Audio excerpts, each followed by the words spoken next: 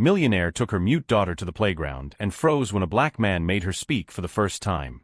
"My God, get your daughter away from that man right now."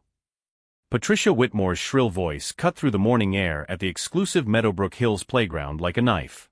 Her perfectly manicured fingernails pointed directly at Marcus Thompson, a 35-year-old black man who was crouching next to a 7-year-old girl. Little Emma Richardson had just uttered her first word in 3 years. A single word that made her mother, billionaire Victoria Richardson, freeze completely. "Hello." Victoria couldn't process what she had just witnessed. Emma hadn't spoken since the accident that killed her father, and now, in front of a complete stranger, she had broken 3 years of absolute silence. "Victoria, you can't let your daughter interact with people like that," whispered Patricia, lowering her voice just enough to sound conspiratorial. "Especially here, in our playground. What kind of example are you setting?" Marcus stood up slowly, his hands still dirty from the garden where he worked as a landscaper. His eyes met Victoria's for a brief moment, and she saw something there that disturbed her deeply, not anger or embarrassment, but an unshakable calm, as if he had faced this situation 1,000 times before. "Mommy, he heard me," Emma whispered, her little voice still weak but crystal clear. "He really heard me." Victoria swallowed hard. As CEO of Richardson Tech, one of the largest assistive technology companies in the country, she had invested millions in communication research. She had hired the best therapists, neurologists, and child trauma specialists. And now, a gardener had achieved in 2 minutes what years of treatment had failed to accomplish. "Emma, come here now," Patricia ordered, holding out her hand impatiently. "Your mother needs to take you home." But Emma didn't move. Her eyes remained fixed on Marcus, who smiled kindly as he put his gardening tools away in a worn box. "Thank you," Emma said again, this time louder. Marcus nodded respectfully. "It was a pleasure to meet you, little Emma. Keep using that beautiful voice." He turned to Victoria with an almost imperceptible bow. "Have a good day, Mrs. Richardson." As he walked away pushing his tool cart, Victoria noticed for the first time the scars running down his arms and the slight limp in his left leg. There was something about this man that transcended the appearance of a simple gardener. Patricia shook her head disapprovingly. "These people always try to take advantage of families like ours. I bet he's already planning some kind of scam or blackmail." But Victoria couldn't take her eyes off Marcus disappearing through the back gate. Emma had spoken. For the first time in 1,995 days, her daughter had used her voice.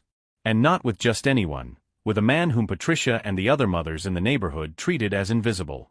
At that moment, Victoria realized that there were 2 mysteries before her: why her daughter had spoken to this particular man, and why she felt that Marcus Thompson was harboring secrets far greater than anyone could imagine. If you're wondering how a simple gardener achieved what millions of dollars in treatment couldn't, stay with us, because this story of prejudice and unexpected discoveries is just beginning, and what you're about to discover about Marcus will completely change your perspective on who really deserves our attention and respect. The following Monday, Marcus Thompson arrived at work as he always did, 45 minutes before opening time, carrying his worn toolbox and a thermos of black coffee. What he didn't expect was to find a warning letter stuck to the back gate of the Meadowbrook Hills condominium. Inappropriate behavior with minors. Violation of professional conduct rules. Last warning before dismissal. Signed by Patricia Whitmore, President of the Residents Association. Marcus folded the paper calmly and put it in his pocket. At 35, after 2 tours in Afghanistan as a combat medic and 3 years fighting the system to get any job that would take him with his injured leg, he knew this script well. The difference was that this time, he wasn't alone in the fight. "Marcus." Emma's voice cut through the morning air. The girl ran across the lawn toward him, completely ignoring Patricia's angry shouts. "Emma Richardson, come back here right now." Patricia advanced across the lawn with her usual expression of superiority. "How many times do I have to tell you not to talk to the staff?" Marcus bent down to Emma's height, who arrived panting and smiling. "Good morning, little one. How are you today?" "Very well. Last night I told Mom about you, and she was very happy that I did." Emma spoke quickly, as if she wanted to make up for 3 years of silence at once. "She said you must be a very special person." Marcus's smile deepened, but Patricia was already beside them, her face red with indignation. "This is unacceptable. You are deliberately disobeying the rules of the condominium by interacting with the residents." Patricia pointed her finger at Marcus. And you, young lady, she turned to Emma, are being extremely rude by ignoring direct instructions. But he's my friend, Emma said simply, taking Marcus's hand. Patricia grew even more furious. Friends? What nonsense. You have no idea where this man came from, what kind of life he's had, what kind of person he really is. Marcus stood up slowly, but kept Emma's hand in his. You're right, Mrs. Patricia. Miss Emma doesn't know anything about me. His eyes met hers with a disturbing calmness. Just as you don't. Something in Marcus's tone made Patricia hesitate for a moment. There was an authority in his voice that contrasted sharply with his position as a gardener. Victoria! Patricia shouted when she saw Emma's mother approaching. I need to talk to you urgently about your daughter's behavior toward the staff. Victoria reached them with an expression that was difficult to read. In the last 48 hours, she had slept only a few hours, obsessed with finding out more about the man who had made her daughter talk. As the CEO of an assistive technology company, she knew the statistics. Children with post-traumatic selective mutism took an average of 2 to 5 years to regain their voice, and that was with intensive therapy. Marcus had achieved it in 2 minutes. Good morning, Marcus, Victoria said, completely ignoring Patricia. Emma won't stop talking about you. Mommy, look. Emma let go of Marcus's hand and ran a few steps. He taught me that when you run in the garden, you have to step on the soft grass, not the hard grass, because the hard grass is hurting. Victoria watched Marcus with growing curiosity. Do you know about botany? A little, Marcus replied modestly. Gardening helps me stay calm. Victoria, you can't allow this. Patricia interrupted, exasperated. The rules of the condominium are clear. Employees are not to fraternize with residents. Patricia, Victoria said coldly, Emma hadn't spoken in 3 years. If Marcus has been able to help her, I not only allow this interaction, I encourage it. Patricia's face turned pale. You don't understand. People like him always have ulterior motives. He's probably already planning some kind of extortion or blackmail. Marcus remained silent, but Victoria noticed how his muscles tensed slightly, like a soldier preparing for a confrontation. What kind of ulterior motives could a gardener have? Victoria asked, but her eyes never left Marcus. That was when she noticed it. The posture. The way he constantly scanned the room, cataloging every exit, every movement. The scar on his neck that barely showed above his shirt collar. And most of all, the way he answered questions. Always precise, always controlled, like someone used to being under pressure. Marcus, Victoria said calmly, have you worked with children before? Patricia snorted. What kind of question is that? He's a gardener. But Marcus looked directly at Victoria, and for a moment, she saw something in his eyes that made her swallow hard. It wasn't vulnerability or gratitude. It was recognition. As if he knew exactly what she was thinking. I've worked with many people who needed to find their voice, he replied enigmatically. In that instant, Victoria knew 2 things with absolute certainty. First, that Marcus Thompson was not a simple gardener. And second, that Patricia Whitmore had seriously underestimated the man she was trying to humiliate. What neither of them could have imagined was that in the days to come, their assumptions about Marcus would be completely shattered, revealing a truth so stunning that it would forever change the way they looked at anyone they dared to judge by appearances. That same afternoon, Marcus Thompson did something he hadn't done in 5 years. He called Washington, D.C. Colonel Davidson? His voice was firm, but there was a vulnerability he couldn't completely hide. This is Dr. Marcus Thompson. I need my complete military records. There was a long pause on the other end of the line. Marcus? My God, son, where have you been? We've been trying to reach you since you left the hospital. You just disappeared. Marcus looked out the window of the small apartment he shared with 2 other veterans. His hands, still dirty from working in the garden, trembled slightly as he held the phone. I've been finding myself, Colonel. But now I need to prove who I really am. Job problems? Discrimination. Something like that. Marcus took a deep breath. I need all my medical certificates, decorations, and especially the report from the mission in Kandahar. You know, that mission. There was another silence. Marcus, you saved 17 Afghan children from that bombed hospital. You performed emergency surgery without anesthesia for 14 hours straight while the place was under attack. You're a decorated war hero and one of the best surgeons this nation has ever had. I don't feel that way when someone looks at me and sees just a troublesome black gardener. The colonel sighed heavily. I'll email everything today. And Marcus?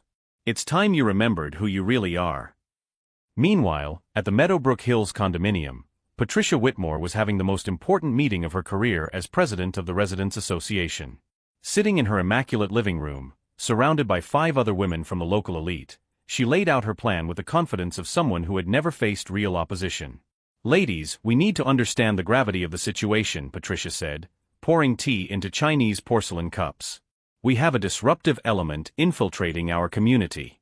And now Victoria Richardson, our most influential neighbor, is defending this individual. Margaret Thornton, the mayor's wife, shook her head disapprovingly. Patricia, have you seen the way he looks at women? There's something definitely suspicious about his behavior with the children. Exactly. Patricia tapped her spoon on the cup emphatically. And Victoria is blinded by her own family problems. That girl of hers is, well, you know, different. She can't speak normally. It's only natural that Victoria would cling to anyone who shows an interest in her. Catherine Blackwell, heiress to an oil fortune, laughed dismissively. People like him always know exactly how to manipulate vulnerable situations. I bet he's already identified Victoria as a target because of her daughter's condition. We need to document everything, Patricia continued, picking up a notepad. Every interaction he has with the children, every time he leaves the staff area, every inappropriate word. I'll even hire a private investigator if necessary. What none of them knew was that Marcus Thompson had grown up in situations where his life depended on observing every detail, every movement, every word whispered with malicious intent. 3 tours in Afghanistan as a combat medic had not only refined his surgical skills, they had honed his strategic and survival abilities into something lethal. The next morning, Marcus arrived at work carrying something different besides his tools. A small, discreet digital recorder and a smartphone that Victoria had purposely forgotten in the garden the night before, after programming it to automatically record conversations. Good morning, Marcus, Emma said, running toward him as had become routine. But today, her mother accompanied her with a determined expression.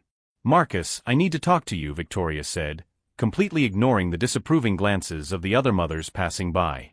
Emma told me that you know a lot about medicinal plants. How does one learn such things working as a gardener? Marcus smiled, but his eyes remained alert. Knowledge is like a seed, Mrs. Richardson. It can grow in any soil, regardless of where it was originally planted. At that moment, Patricia appeared marching through the garden with 2 other women, carrying a briefcase and a camera. Victoria, I need to officially document this further breach of protocol, Patricia announced loudly enough to draw the attention of other residents. Employees are not to fraternize with residents, especially not in this intimate and inappropriate manner. Marcus straightened slowly, and Victoria noticed for the first time how different he looked when he assumed his full posture. Taller, more imposing, with a natural authority that contrasted completely with the humble gardener everyone thought they knew. Mrs. Whitmore, Marcus said calmly, may I ask what specific protocol I am violating by speaking politely to a resident who addressed me? Patricia hesitated for a moment, surprised by Marcus's impeccable articulation and professional tone. You know very well that you shouldn't be interacting in this way with people like Mrs. Richardson and her daughter? Marcus finished, his voice still calm but with an intensity that made Patricia take a step back. Could you be more specific about what kind of people those are, please? Victoria watched in fascination as Marcus, with just 2 direct questions, had put Patricia in a position where any answer would reveal exactly the prejudice she was trying to disguise as professional concern. It's not about types of people. Patricia stammered, realizing she had fallen into a verbal trap. It's about maintaining order and the established rules. I see, Marcus nodded respectfully. And are these rules documented anywhere? I would very much like to review them to ensure that I am complying with all protocols properly. At that moment, Victoria knew with absolute certainty that Marcus Thompson was not only smarter than anyone in that condominium had realized, he was playing a completely different game than anyone imagined. That was when Patricia, frustrated and publicly humiliated, made the mistake that would seal her fate. Listen here, she hissed, lowering her voice but not enough to prevent Victoria's strategically positioned smartphone from picking up every poisonous word. People like you can fool some naive people, but I know exactly what you are and what you're trying to do here. Marcus smiled then, and Victoria felt a chill when she realized it wasn't a smile of submission or embarrassment. It was the smile of someone who had just been given exactly the ammunition he needed for a war Patricia didn't even know she was fighting. What none of the women present could have imagined was that in the next 24 hours, their perceptions of power, privilege, and true superiority would be completely destroyed by a man they had underestimated so grotesquely that they had turned their own arrogance into the most powerful weapon against themselves. 48 hours later, Patricia Whitmore called an emergency meeting of the Residents Association. The condominium's event hall was packed, 23 families, including Victoria Richardson, who arrived accompanied by Emma and carrying a briefcase that made Marcus smile discreetly when he saw it. "Ladies and gentlemen," Patricia began, her voice laden with artificial authority, "I have called this meeting to address an extremely serious security issue. We have an individual in our community who poses a potential threat to our families." Marcus was sitting in the back row, still wearing his gardener's uniform, but there was something different about his posture. His shoulders were straight, his eyes alert, scanning the room with the precision of someone accustomed to assessing threats in seconds. "Over the past week," Patricia continued, "I have documented multiple protocol violations involving gardener Marcus Thompson. Inappropriate interactions with minors, disregard for rules of conduct, and behavior that we consider suspicious." Margaret Thornton stood up, brandishing a folder. "We hired a private investigator to check this individual's background. What we found is disturbing. Clean criminal record, but a history of psychological problems related to military service," Catherine Blackwell added with malicious satisfaction. "PTSD, permanent injuries, multiple psychiatric hospitalizations. Clearly unstable." Victoria watched Marcus carefully. She expected to see anger, humiliation, or at least discomfort. Instead, he looked amused. Like someone watching a show he already knew the ending to. "I move," Patricia announced dramatically, "for the immediate dismissal and permanent banishment of Marcus Thompson from this property.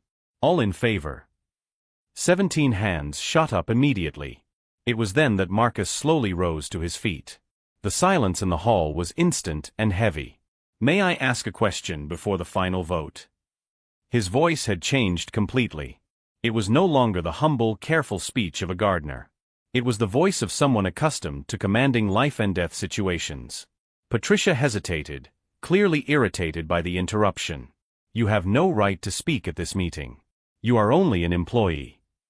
"I understand," Marcus nodded respectfully.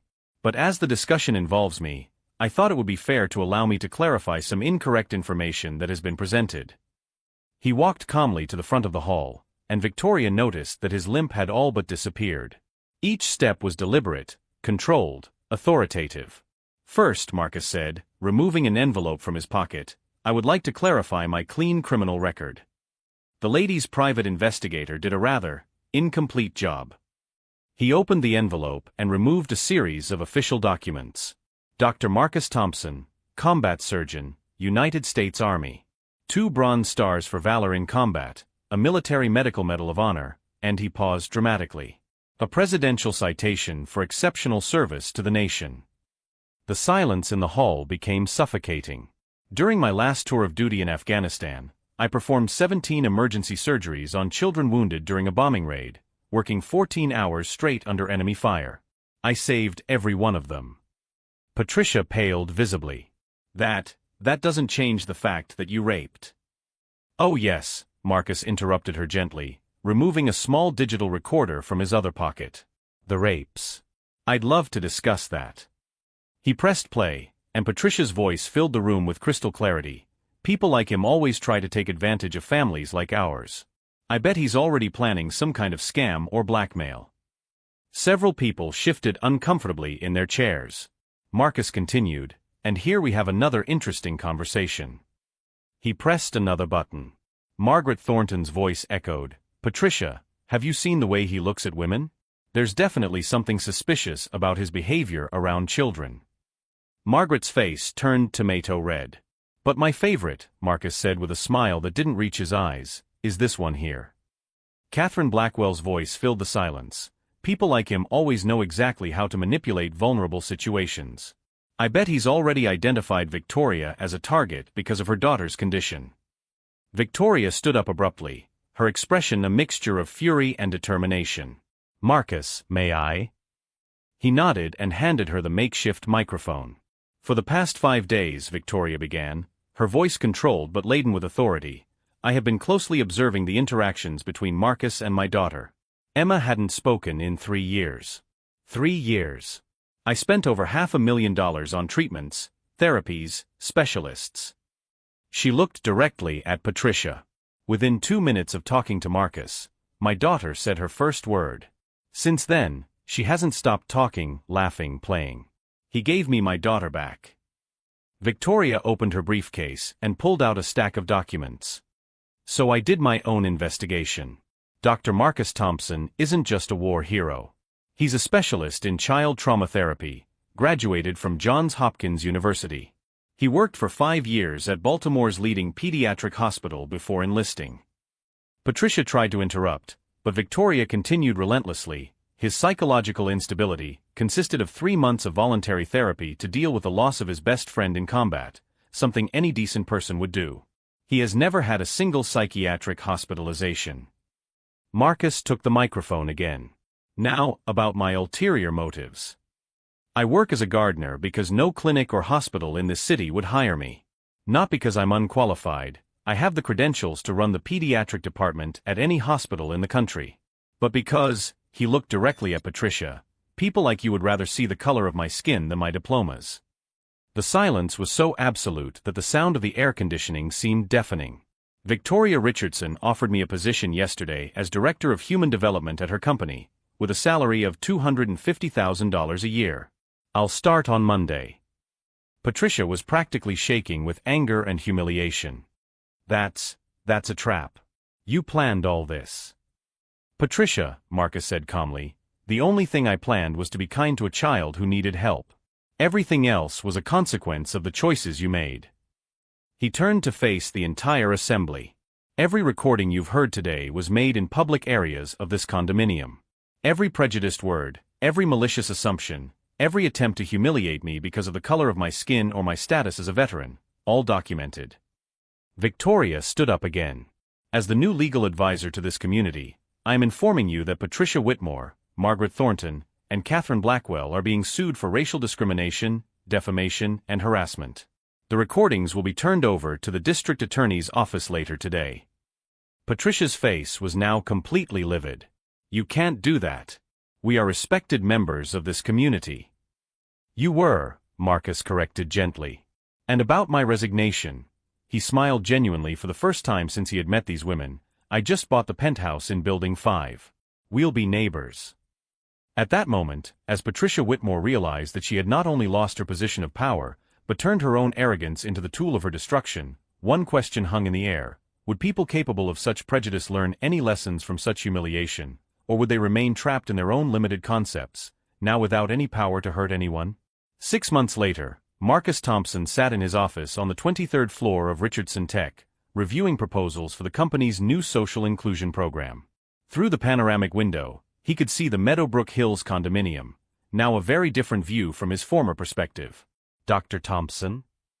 His assistant appeared at the door. "The city council meeting is confirmed for 3 o'clock. They want to discuss expanding the program to other communities." Marcus nodded, adjusting his custom-tailored tie. In 6 months, the assisted therapy program he had developed had transformed the lives of more than 200 children with communication disorders. The boy who had once been rejected from 12 job interviews because of his color and veteran status was now invited to speak at universities across the country. Across town, Patricia Whitmore signed the final divorce papers at a small law office. His husband had discovered the recordings through the court case and decided he no longer wanted to be associated with that kind of person, words that echoed with bitter irony when they were directed at her. "Alimony will be $1,200 a month," the lawyer informed her. "And the apartment in Meadowbrook Hills will go to your ex-husband." Patricia swallowed hard.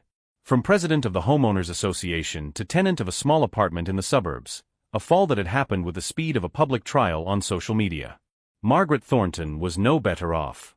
When the recordings were leaked, her husband lost his re-election bid for mayor by a humiliating margin. Catherine Blackwell saw her investments withdrawn due to corporate image issues. Meanwhile, at the Meadowbrook Hills playground, now renamed Dr. Marcus Thompson Park, by unanimous vote of the new residents, Emma Richardson ran freely, chatting animatedly with other children about her plans for the future. "When I grow up, I'm going to be a doctor like Uncle Marcus," she declared to Victoria, who watched with tears of joy in her eyes. Marcus arrived at the park that late afternoon, as he did every Friday. No longer pushing a tool cart, he drove up in a BMW and parked next to Victoria's car. "How was the council meeting today?" Victoria asked as they watched Emma play. "They approved the expansion to 5 cities, Marcus smiled. "And they offered me a permanent seat on the Public Health Committee." Victoria nodded, still impressed. "You know you changed not only Emma's life, but mine too, right? You taught me to see beyond appearances." Marcus watched a new family arrive at the park, a black father with his young son, clearly nervous in such an elegant setting. Without hesitation, he walked over to them. "First time here?" he asked the man kindly. "Yes, sir. My wife got a job at Richardson Tech, and we moved into the apartment over there." The man pointed shyly to one of the buildings. "Welcome to the neighborhood," Marcus smiled, extending his hand. "I'm Marcus Thompson. I live in the penthouse of Building 5. If you ever need anything, you can count on me."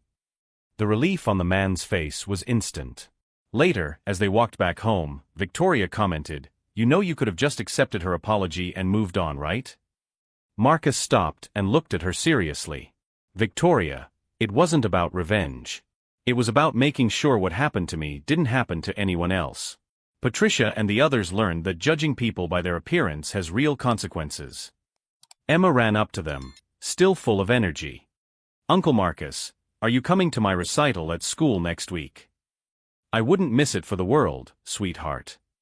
As they walked into the sunset, Marcus reflected on how his life had changed. From invisible gardener to respected director, from rejected veteran to international speaker. The best revenge, he discovered, wasn't destroying those who had underestimated him. It was building something so extraordinary that their smallness became irrelevant. Patricia Whitmore tried to break a man she judged by the color of his skin and the scars of war. But she ended up discovering that true strength doesn't come from titles or money. It comes from the ability to turn pain into purpose, and prejudice into fuel to achieve unimaginable greatness. If this story has shown you that we should never judge anyone by their appearance, leave a comment telling us if you've ever been through something similar, and don't forget to subscribe to the channel for more stories that prove that sometimes underestimating someone is the biggest favor you can do for them.